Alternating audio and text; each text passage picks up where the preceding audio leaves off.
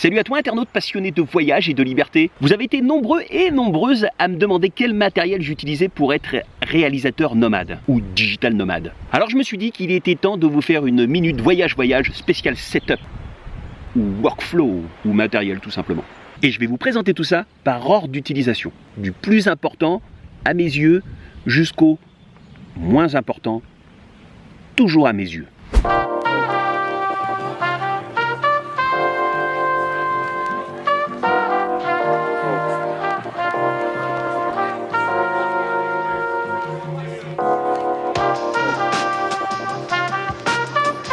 Le premier outil indispensable, c'est évidemment le téléphone portable. Il fait des photos, parfois des vidéos, il me sert de GPS quand je roule, je gère mes réseaux sociaux, c'est un Huawei P30. Eh ben sans lui, je serais pas grand chose. C'était jusqu'à maintenant mon seul et unique moyen de communication. Je dis jusqu'à maintenant parce que depuis peu, je me suis équipé d'une antenne 4G avec un routeur Wi-Fi. Et je peux vous dire que ça n'a rien à voir avec avant.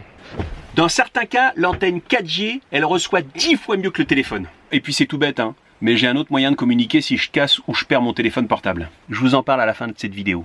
Ma caméra principale, celle que j'utilise 95% du temps, c'est celle qui est en train de me filmer, c'est le Canon G7X II. Je trouve que ce petit appareil est super pour faire des vlogs. Pourquoi je kiffe cet appareil? Parce que je trouve qu'il a un super rapport qualité-prix et encombrement. Avant tout, dans mes vidéos, je cherche à être le plus spontané possible, à travailler vite et efficacement. Il est très léger, très pratique, et en 2 secondes, avec son écran amovible, je peux faire des selfies. Regarde, il est tout petit, il est tellement facile à utiliser.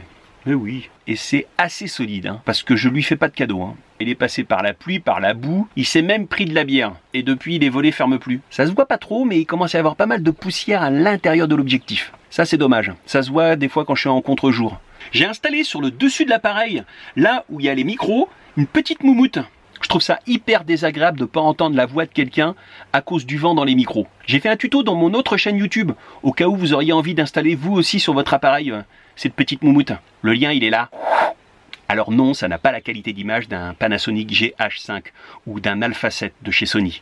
Mais c'est moins cher et beaucoup moins encombrant. J'ai déjà un 5D, un Mark III. Mais on en parle plus tard de ça. Yeah, Joby, Joba, dalali la Joby. Oui, je sais. Je dois perdre énormément d'abonnés parce que je chante tout le temps. Avec mon G7X, j'utilise un Joby. J'ai une petite attache Manfrotto qui me permet très vite de décrocher et raccrocher mon appareil photo. Ça évite de dévisser tout le temps. J'en ai installé partout sur tout mon matériel. En 2 secondes, le pied il est déployé, la caméra est posée dessus et hop, c'est parti pour un tour. Le côté super relou du Joby, c'est que ces petites attaches, au bout d'un moment, elles se décrochent. Et quand elles se décrochent, c'est terminé. Elles se décrochent tout le temps. Alors pour rafistoler, souvent, moi je mets un coup de glu. C'est à la fois super bien et super pratique et en même temps, c'est un peu... 13h57, je dois partir à 14h, j'ai 3 minutes pour tout ranger. Go!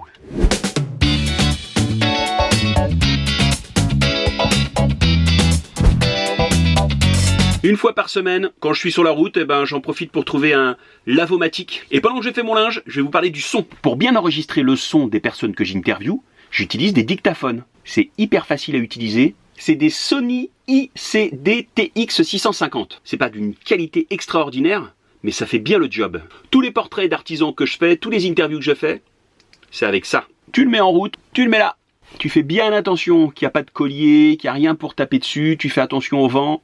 Et ça marche nickel. Après, rien de plus simple. Grâce au logiciel de montage, il suffit de synchroniser l'image et le son. Avant, c'était une galère. Maintenant, ça se fait tout seul.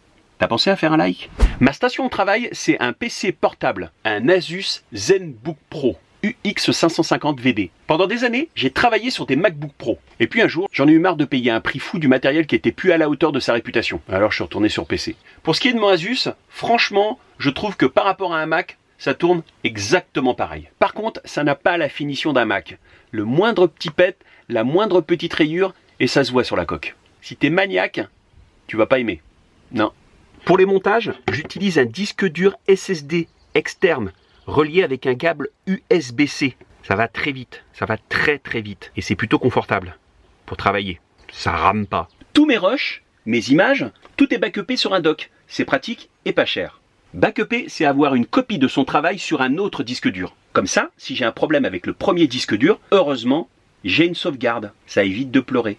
Un dock, c'est ça. J'achète des disques durs internes qui coûtent à peu près pour 3 ou 4 Tera une centaine d'euros. Et j'archive tous mes rushs dedans. Je jette rien. Rien. Pour mes montages, j'utilise Adobe Premiere ou Adobe Premiere. Je sais jamais comment prononcer. Et Media Encoder. Pour la photo, j'utilise Lightroom et un peu de Photoshop. Et évidemment, j'ai un drone. I believe I can fly. De temps en temps, j'utilise une Osmo de chez DJI, première génération. Ça permet de faire des mouvements très fluides, très doux, très smooth. Un peu comme une Steadicam. De temps en temps, pour faire des belles photos, des beaux timelapses et des super belles vidéos, j'utilise mon 5D Mark III.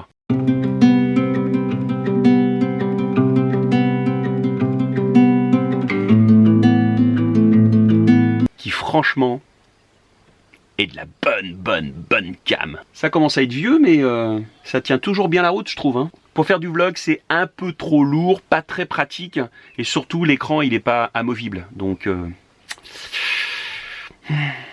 je préfère le G7X. Même si on est loin de la qualité du 5D Mark III. Jusqu'à maintenant, pour communiquer avec le monde et utiliser Internet, j'utilisais mon téléphone portable. Je le mettais en mode routeur Wi-Fi et le tour était joué. Tous mes appareils profitaient de la connexion. Sauf que j'utilise Internet de façon très intensive.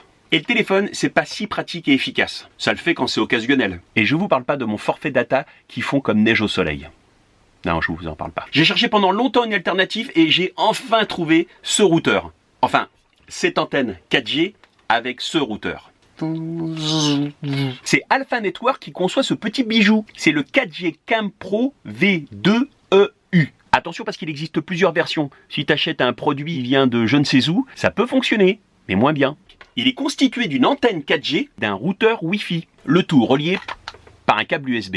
Combien de fois j'ai voulu me poser à la cool sur des spots magnifiques de chez Magnifique pour bosser tranquillement pendant plusieurs jours et je pouvais pas à cause d'une connexion 4G pourrie. Mais pourrie. Le problème avec un téléphone portable, c'est quand il est à l'intérieur d'un fourgon aménagé ou d'un camping-car ou d'un véhicule en règle générale, c'est qu'il va beaucoup moins bien recevoir et émettre. Pour faire simple, vous êtes à l'extérieur de votre fourgon, juste à côté. Vous recevez à peine une petite barre de signal sur votre téléphone portable. Si vous rentrez à l'intérieur, il n'y aura plus rien.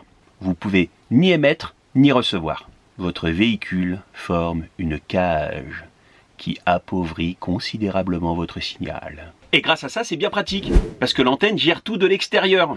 Le gros point fort, c'est le module 4G qui est directement intégré. Tu mets ta carte à puce directement dans l'antenne. Câble USB, paf, et tu refermes. Et c'est étanche. Grâce à ça, on minimise un maximum les pertes de signal. Donc on gagne en efficacité. Dans les systèmes classiques, en fonction de la longueur des câbles, on peut perdre un peu de signal. Surtout avec les antennes bas de gamme. Sur cette antenne, le signal 4G est tout de suite transformé, puis envoyé par câble USB jusqu'au routeur Wi-Fi. Et il existe plusieurs types d'antennes. Celle-ci a fait 25 cm. Et celle-là, elle en fait plus de 60. En théorie, on gagne jusqu'à 200% d'efficacité. Et franchement, jusqu'à maintenant, j'ai pas été déçu. Il y a même une micro-amplification du signal. Mais attention, c'est pas un booster, parce que les boosters, c'est interdit. Il existe même une antenne directionnelle. Si vous pointez le relais 4G, vous avez un signal top de chez top. Ça peut être super bien si vous avez une maison isolée. À l'intérieur du fourgon, vous avez le routeur Wi-Fi, qui est tout petit. Il y a du Wi-Fi même jusqu'à 20 ou 30 mètres autour du fourgon. Et il y a même 2 ports Ethernet. Et ça, c'est bien pratique pour envoyer vos fichiers encore plus vite. Sur le cloud. Oui, parce qu'avec le Wi-Fi, on perd un petit peu en vitesse de transfert. Bon, il y a quelques petits points qui mériteraient d'être améliorés. Cette antenne, elle est que 4G LTE. Et là, tu es en train de me dire que tu n'as rien compris. Ce qu'il faut comprendre, c'est que tu n'auras pas les dernières 4G triple XL super méga hyper rapides. Non, tu les auras pas. Mais bon, pour avoir ces super méga vitesses, il faut souvent être en ville. Perso, j'y vais jamais avec Michel. Bon, c'est tout bête, mais sur l'antenne, il y a des petites LED qui clignotent tout le temps. Donc la nuit, on ne voit que ça sur ton fourgon. Alors moi, j'ai mis un petit scotch noir pour éviter qu'on les voit. Je sais jamais si je suis en 2G, 3G, 4G. La seule chose que je sais, en allant dans l'interface, je peux connaître la force de mon signal. Ce qu'il faut savoir, c'est qu'il ne faut pas s'attendre non plus à des miracles. Si vous êtes dans une zone ou une région où il n'y a que de la 3G, vous aurez que de la 3G. C'est pas magique, ça transforme pas le signal. Ça va faire 1 mois et demi que j'utilise cette antenne et jusqu'à maintenant, j'ai pas été déçu. Elle était bien supérieure en termes de réception, d'émission que mon téléphone portable. Oh oui, je sais, vous êtes nombreux derrière votre écran à vous dire mais combien ça coûte ce produit? Allez dans le descriptif juste sous cette vidéo, vous avez toutes les infos. Si je ne donne pas les prix dans cette vidéo, c'est tout simplement parce que peut-être que la semaine prochaine, ces prix vont changer. Sachez aussi qu'avec le 4G Cam Pro 2EU, vous avez un code promo spécial voyage. Si vous voulez en savoir plus sur cette antenne 4G et ce routeur Wi-Fi, n'hésitez pas, laissez-moi des petits commentaires. Et dites-moi aussi si vous voulez avoir plus de coulisses sur voyage, si ça vous intéresse tout ce que je vous montre, ou pas. Faut pas hésiter. Faut le dire. Voilà. Ah, j'ai oublié un truc qui est hyper important. Si vous voulez vous lancer dans la vie de digital nomade ou de réalisateur nomade, l'important c'est vous. C'est vous qui créez. Même avec un téléphone portable, un petit logiciel de montage, vous pouvez faire des contenus très intéressants. N'attendez pas d'avoir le meilleur matériel. Le plus important, c'est votre créativité. C'est ce que vous avez envie de raconter. C'est ce que vous avez envie d'exprimer. Si vous avez l'envie et la passion, vous irez très loin.